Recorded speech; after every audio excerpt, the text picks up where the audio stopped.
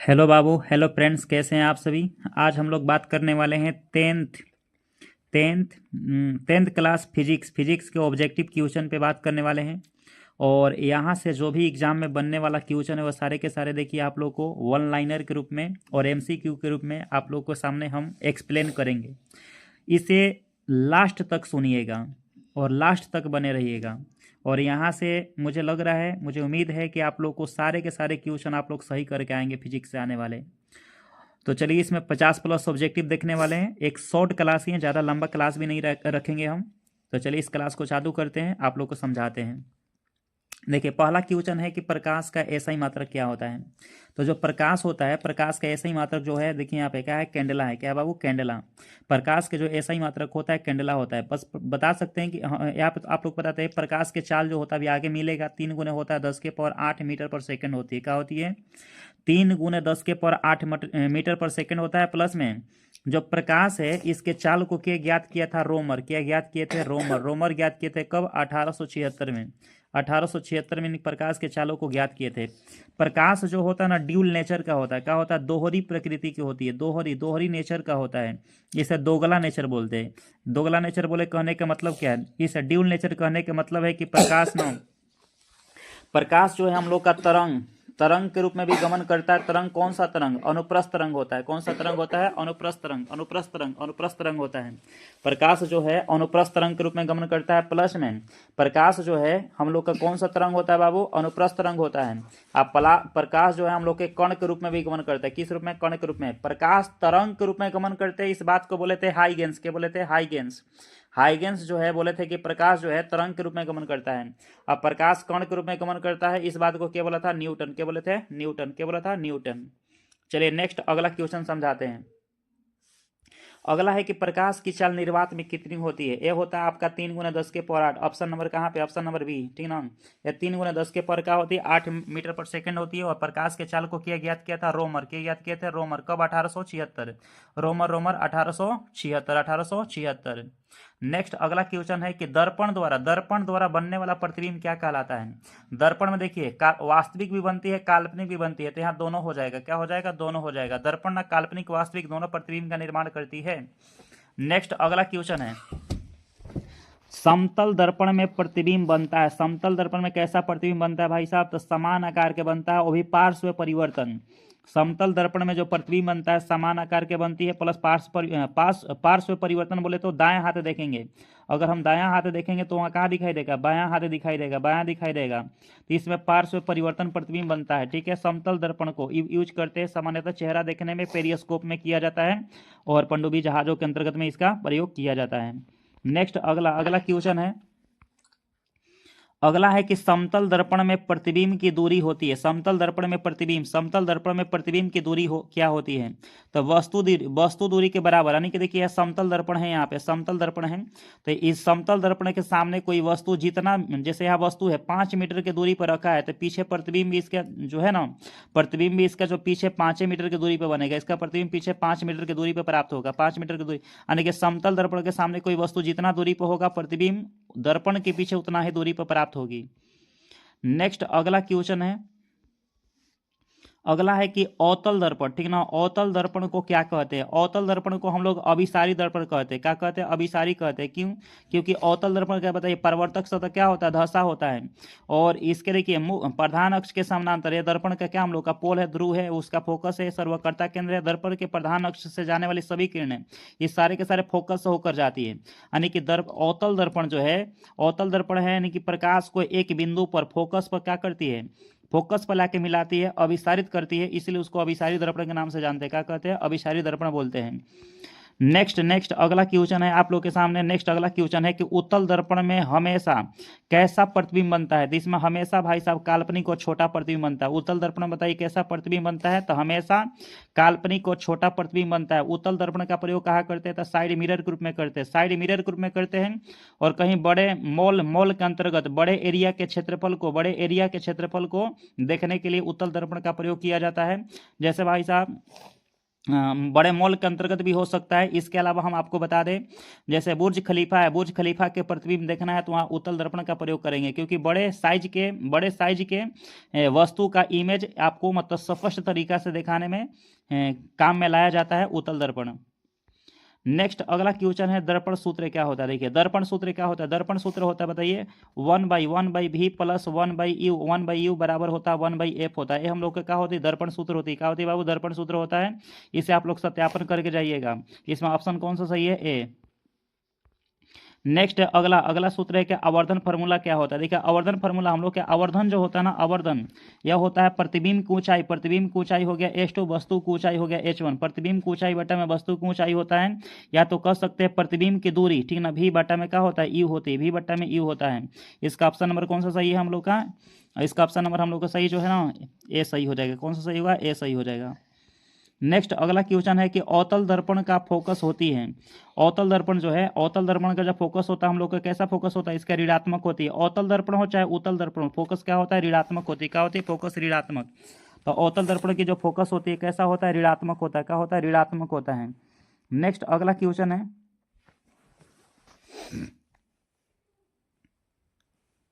अगला क्वेश्चन है कि उत्तल उत्तल उत्तल उत्तल उत्तल उत्तल दर्पण का उपयोग कहाँ किया जाता है। उत्तल दर्पण का भी उपयोग बताया आप लोग के वाहनों में, ठीक ना, साइड मिरर के रूप में करते हैं, ठीक ना, जबकि दाढ़ी बनाने में और दंत चिकित्सा में टॉर्च के रूप में करते हैं, अवतल दर्पण का प्रयोग करते हैं।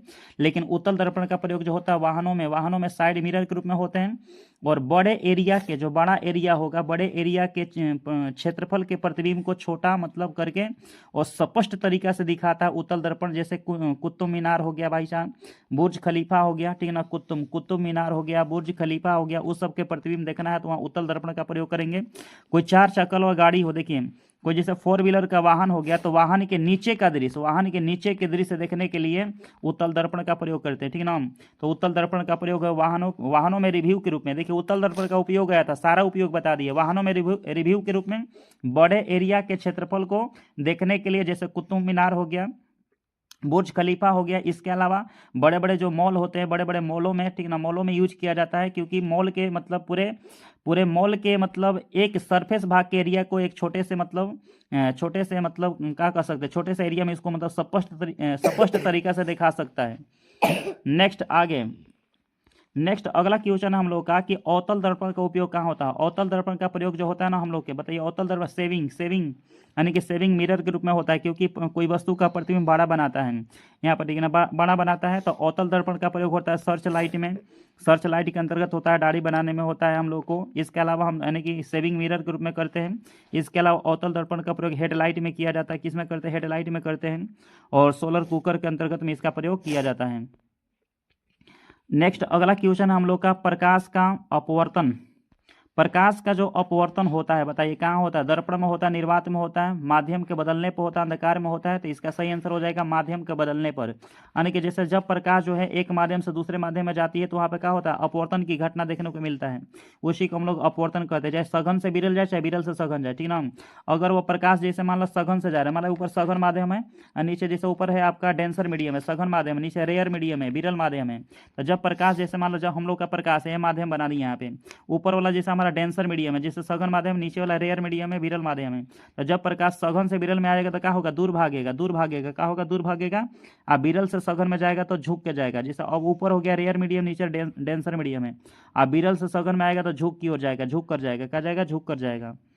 नेक्स्ट अगला क्वेश्चन है, अगला अपूर्णांक का सूत्र बताइए क्या होता है। अपूर्णांक बराबर क्या होता है, अपूर्णांक को ना म्यू ले डिनोट करते हैं। म्यू बराबर होता है c/d। सी क्या है, सी आपका माध्यम में प्रकाश का चाल है, ठीक ना। और नीचे हो गया उस वस्तु का मतलब, उस वस्तु का मतलब क्या होता है, चाल क्या होता है, उस वस्तु का चाल। तो अपूर्णांक बराबर होता है c/v। c/v होता है, क्या होता है, c/v होता है अपूर्णांक, यानी म्यू बराबर होता है c/v। ऑप्शन नंबर इसका सही हो जाएगा बी, ऑप्शन नंबर सही हो जाएगा इसका बी। नेक्स्ट अगला क्वेश्चन है कि वायु, हवा का अपूर्णांक क्या होती है। हवा यानी कि वायु है, इसका अपूर्णांक जो होता है 1 होता है। क्या होता है, 1.1.00001 होती है। लगभग में क्या होता है, लगभग में 1 ही होता है। बताइए 1.5 किसका अपूर्णांक होता है, तो कांच का। किसका होता है, कांच का अपूर्णांक क्या होता है, 1.5 होती है। बताइए इसके अलावा हीरा का अपूर्णांक बताइए आप लोग। हीरा का अपूर्णांक जो होता है 2 पॉइंट कितना होता है, 42 होता है, 2.42 होता है। नेक्स्ट अगला क्वेश्चन है कि कांच का अपूर्णांक लगभग होती है। कांच का अपूर्णांक देखिए दिया है 1 पॉइंट कितना होती है 1.5 जो होता है कांच का अपूर्णांक होता है, जबकि 1.33 जो होती है 1.33 है पानी का अपूर्णांक होता है। पानी का जल पानी का अपूर्णांक कितना होता है, पानी का अपूर्णांक जो होता है 1.33 होती है। क्या होती है बाबू, 1.33 होती है। नेक्स्ट अगला क्वेश्चन है कि उत्तल लेंस कहलाता है। उत्तल लेंस को क्या कहते हैं भाई साहब, उत्तल लेंस को ना अभिसारी लेंस कहते हैं। उत्तल लेंस को क्या कहते हैं, अभिसारी लेंस कहते हैं, जबकि अवतल को क्या कहते हैं, अपसारी लेंस कहते हैं। अवतल को अपसारी लेंस कहते हैं। जब यही आपका दर्पण में उल्टा हो जाएगा, दर्पण में क्या होगा, उल्टा हो जाएगा।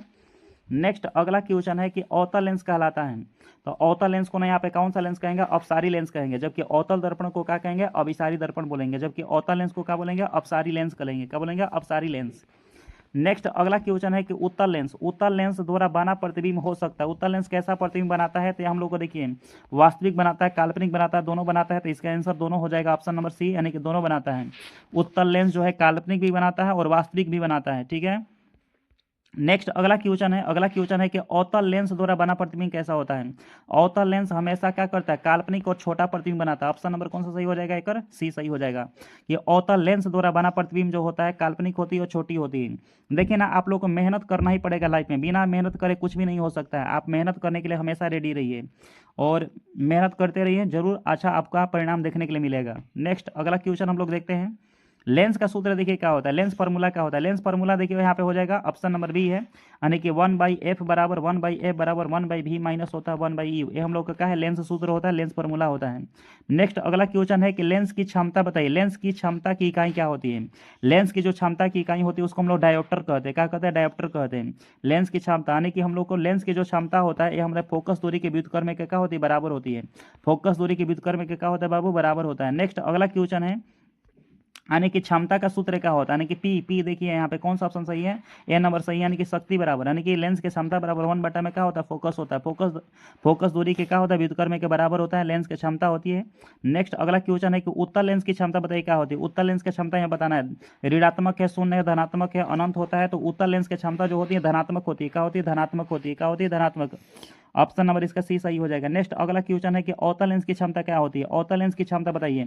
अवतल लेंस की क्षमता जो होती है हम लोग को ऋणात्मक होती है। क्या होती है, ऋणात्मक होती है। ऑप्शन नंबर कौन सा सही हो जाएगा, बी सही हो जाएगा, बी सही हो जाएगा। नेक्स्ट अगला क्वेश्चन हम लोग को निकट दृष्टि दोष को हम लोग क्या कहते हैं, तो मायोपिया कहते हैं। क्या कहते हैं बाबू, मायोपिया कहते हैं। और इसको अवतल लेंस द्वारा ठीक किया जाता है। किस लेंस का प्रयोग करते हैं, तो अवतल लेंस का प्रयोग करते हैं। कॉनकेव लेंस का प्रयोग करते हैं। क्या करते हैं, कॉनकेव लेंस, अवतल लेंस का प्रयोग करते हैं। निकट दृष्टि में क्या होता है, निकट के दिखाई देता है, दूर का दिखाई नहीं देता। निकट का दिखाई देता है, दूर का दिखाई नहीं देता। नेक्स्ट अगला है कि दूरदृष्टि दोष, दूरदृष्टि दोष कहलाता है। दूरदृष्टि को हाइपरमेट्रोपिया कहते हैं। हाइपरमेट्रोपिया कहते हैं। क्या कहते हैं, हाइपरमेट्रोपिया कहते हैं। इसको उत्तल लेंस, ठीक ना, कौन सा लेंस से ठीक किया जाता है, तो हाइपरमेट्रोपिया बोलते हैं इसको। उत्तल कॉन्वेक्स लेंस, यानी कि उत्तल लेंस के द्वारा इसको ठीक किया जाता है। इसमें दूर के दिखाई देता है, निकट के दिखाई नहीं देता है। नेक्स्ट अगला क्वेश्चन है कि मायोपिया के सुधार हेतु प्रयोग करते हैं।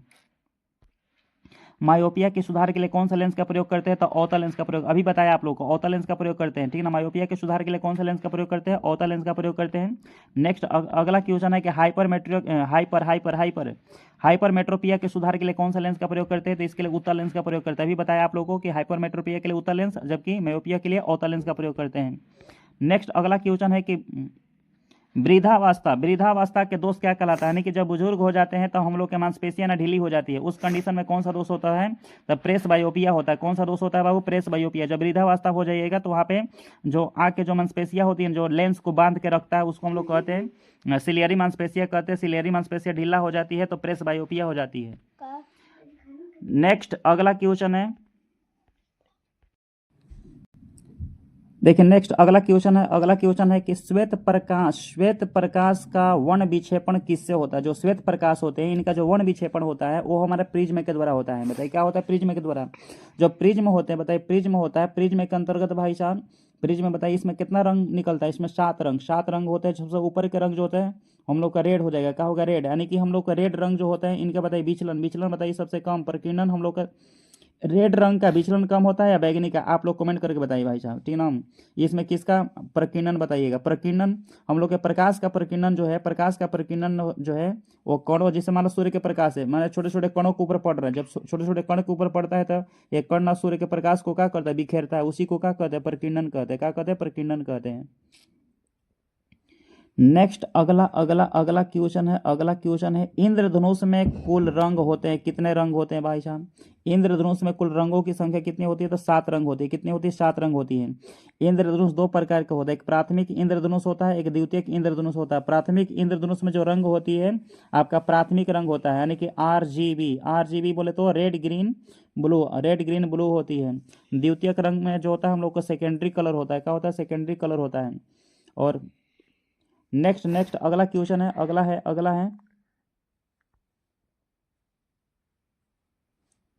अगला क्वेश्चन है कि विबजियोर में पहला रंग कौन है, बताइए।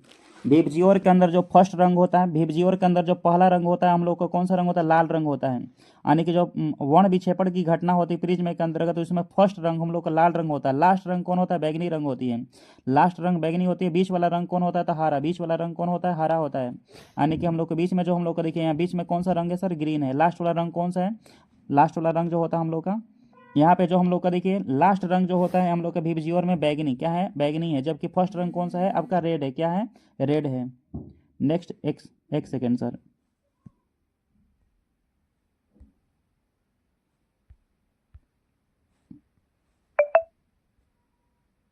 एक सेकेंड।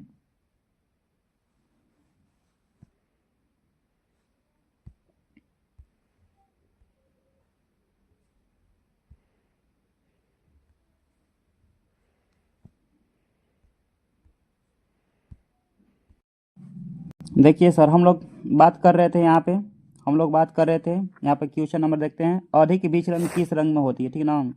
एक कॉल आ गया था और हम यहाँ पे बंद नहीं किए थे, मोबाइल मेरा बंद नहीं थी, तो इस तरह से मतलब स्क्रीन पर सारे की चीज़ें मतलब यहाँ पे शो करने लगा था। चलिए अब बंद हो गई है, अब कोई दिक्कत नहीं होगी। चलिए पढ़ाते हैं। अधिक विचलन किस रंग का होता है, अधिक विचलन जो होता है किस रंग का होता है, यहाँ पे हम लोग का होगा बैगनी। जो बैगनी है हम लोग का, इसका विचलन जो होता है सबसे अधिक होती है। जबकि लाल रंग का विचलन क्या होती है, सबसे कम होती है। जब फ्रिज में से हम लोग रंग को गुजारते हैं, फ्रिज में से जैसे मतलब प्रकाश है, जब प्रकाश को गुजारते हैं तब परिवर्तन के बाद ना सबसे अधिक जो विचलन होगा बैगनी का होगा। क्या होगा, बैगनी का। सबसे कम विचलन होता है रेड का। रेड का विचलन जो होता है सबसे कम होता है। क्या होता है, कम होता है। नेक्स्ट अगला क्वेश्चन हम लोग का कि कम विचलन, ठीक ना, कम विचलन किस रंग की होती है, तो ये हम लोग पढ़े, ठीक है, लाल रंग का। लाल रंग का जो विचलन होता है सबसे कम होता है। जबकि सबसे अधिक विचलन जो होती है किस रंग का होता है, बैगनी रंग की होती है। जो बैगनी होता है इसका विचलन सबसे अधिक होता है, जबकि लाल रंग का विचलन जो होती है सबसे क्या होती है, कम होती है। क्या होती है, सबसे कम होती है। नेक्स्ट अगला क्वेश्चन है हम लोग का कि टॉर्च, जो टार्च होती है, टार्च में प्रयुक्त जो दर्पण, टॉर्च के अंदर कौन सा दर्पण होता है, तो अवतल दर्पण होता है। कौन सा दर्पण होती है बाबू, अवतल। टॉर्च में हम लोग अवतल दर्पण का प्रयोग करते हैं। कौन सा दर्पण, अवतल दर्पण का प्रयोग करते हैं। नेक्स्ट अगला क्वेश्चन है कि सूर्य की किरणें पृथ्वी तक क्यों पहुंचती हैं। सूर्य की जो किरणें होती है पृथ्वी तक जो पहुंचता है उसका क्या कारण है। सूर्य की किरण पृथ्वी तक पहुंचने का कारण है कि प्रकाश सीधी रेखा में चलता है। प्रकाश जो होता है सीधी रेखा में चलता है और कण के रूप में चलता है, कण के रूप में चलता है। और इस बात को बताने वाले कौन है, तो न्यूटन। क्या बताया था, तो न्यूटन बोले थे। क्या बताया था, न्यूटन बोले थे। नेक्स्ट अगला क्वेश्चन है कि मानो आंख में जो लेंस होता है किस प्रकार का लेंस होती है, तो उत्तल लेंस होता है। कैसा लेंस होता है, उत्तल लेंस होता है। मानो आंख में जो लेंस होती है कैसा लेंस होता है, तो उत्तल लेंस होता है। कौन सा लेंस होता है, उत्तल लेंस होता है।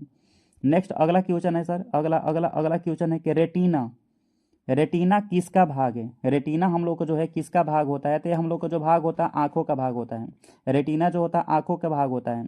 और इस पे प्रतिबिंब कैसा प्राप्त होता है, तो छोटा छोटा प्लस में वास्तविक प्राप्त होता है। छोटा वास्तविक। और बताइए उल्टा प्राप्त होता है कि सीधा, उल्टा मिलता है। कैसा मिलता है, उल्टा, उल्टा प्राप्त होता है रेटिना पे। नेक्स्ट अगला क्वेश्चन है कि आंखों में बनने वाला प्रतिबिंब कैसा होता है। आंख में जो प्रतिबिंब बनता है उल्टा और वास्तविक बनता है। कैसा बनता है, उल्टा बनता है, वास्तविक बनता है, प्लस में छोटा बनता है, ठीक ना, प्लस में छोटा बनता है। उल्टा वास्तविक प्लस में छोटा प्राप्त होती है। क्या होती है, छोटा प्राप्त होती है। और थोड़ी सी क्लास रह गई है। देखिए नेक्स्ट अगला क्वेश्चन, इतना कम समय में देखिए आप लोगों ने इतना ज़्यादा क्वेश्चन जल्दी जल्दी समझाना, एक्सप्लेन करना मतलब एक बहुत बड़ी बात होता है, ठीक ना। यानी कि कम समय में आपको ज़्यादा देखिए हम यहाँ पे ऑब्जेक्टिव क्वेश्चन दे दिए और अच्छा अच्छा क्वेश्चन दे दिए जो एग्जाम में आने लायक है।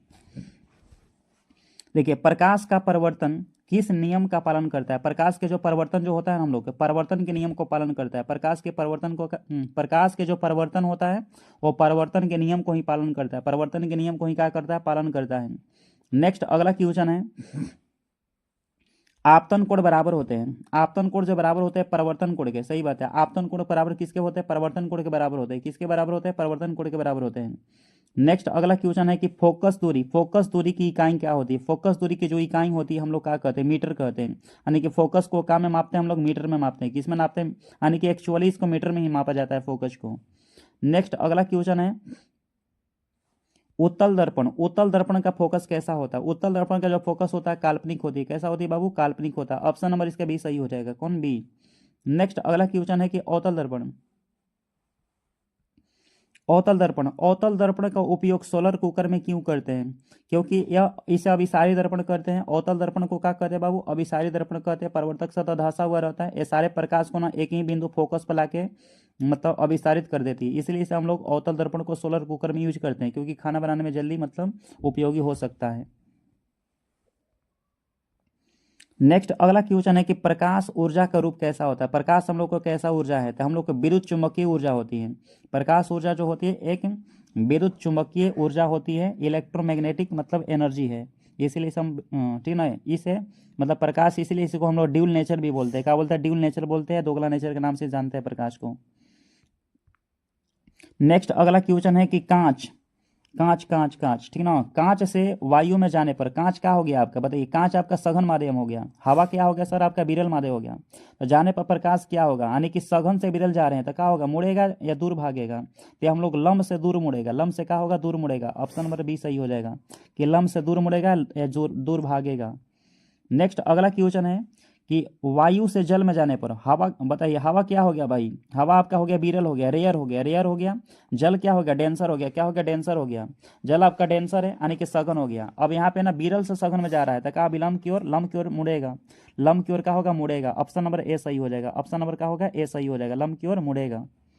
नेक्स्ट अगला क्वेश्चन है कि लेंस की मोटाई अधिक होने पर क्षमता क्या हो जाएगी। यानी कि लेंस, जब मान लो लेंस है हम लोग का, अगर इसकी मोटाई पूरा बढ़ा दे, मोटाई को क्या करे, बढ़ा दे, तो इसकी क्षमता पे क्या प्रभाव पड़ेगी, क्षमता बढ़ेगी। लेंस की मोटाई मोटाई अधिक होने पर क्षमता क्या होगी, बढ़ेगी। क्षमता क्या होगी, बढ़ेगी।